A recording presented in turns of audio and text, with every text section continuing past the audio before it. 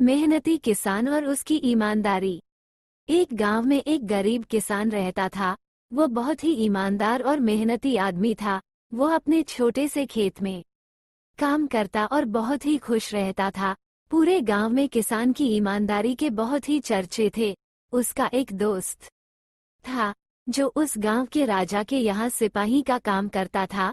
वो किसान से उसके घर रोज मिलने जाता था। एक बार राजा ने अपने दरबार में एक ऐलान किया कि उसके बगीचे में काम करने वाला एक अच्छा सा कारीगर चाहिए जो उसके बगीचे के पेड़ पौधों और फूलों का ध्यान रख सके। राजा का यह ऐलान सुनकर किसान के दोस्त सिपाही ने सोचा कि यही मौका है कि किसान से मित्रता निभाने की, मैं उसे यहाँ बगीचे में काम पर लगवा दूंगा। उसका वह मेरा साथ भी रहेगा एवं किसान का भला भी हो जाएगा। ये सोचकर उसने राजा से कहा कि महाराज, मैं आपके लिए एक ऐसे आदमी को लेकर आऊंगा जो ये काम अच्छे से कर लेगा। तभी राजा ने उस सिपाही को आदेश दिया कि जाओ, कल से ही उस किसान से बगीचे में काम करने के लिए कह दो। उसी वक्त वो सिपाही अपने दोस्त किसान के पास पहुंच गया और उसने किसान को बगीचे के काम की सारी बात बता दी और किसान ने भी काम करने के लिए खुशी खुशी हाँ कर दिया। अगले ही दिन अपने दोस्त के साथ राजमहल पहुंच गया। सिपाही उसे राजा के सामने लेकर गया और राजा ने उस किसान को बगीचे की पूरी देखभाल का काम सौंप दिया। राजा ने कहा, तुम अगर पूरी ईमानदारी के साथ काम करोगे तो तुम्हें 50 सोने की मुद्राएं हर महीने दूंगा। किसान खुशी खुशी बगीचे में काम करने के लिए हाँ कर देता है और वो उसी वक्त बगीचे में काम करने लगा।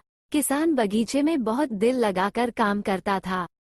कुछ दिन बीत गए। किसान ने बगीचे को बहुत सुंदर व हरा भरा बना दिया। राजा को उसका काम बहुत पसंद आया। एक दिन किसान बगीचे में कुछ खुदाई कर रहा था तो उसने जमीन के नीचे कुछ महसूस किया। तो उसने खुदाई की तो देखा वहां नीचे एक बड़ी सी संदूक थी।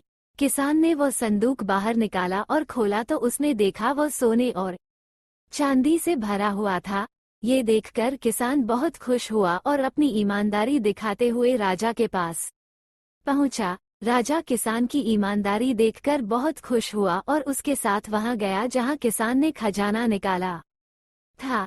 राजा ने वो संदूक देखा तो कहा, ये खजाना तो हमारे पुरखों का है, हम कई वर्षों से इसे खोज रहे थे। खजाना देख राजा बहुत ही खुश हो जाता है। राजा अगले दिन किसान को पूछता है, तुम्हें क्या इनाम चाहिए? किसान बोला, मालिक मुझे कुछ नहीं चाहिए, मेरे पास जो भी है मैं उसी में खुश हूँ।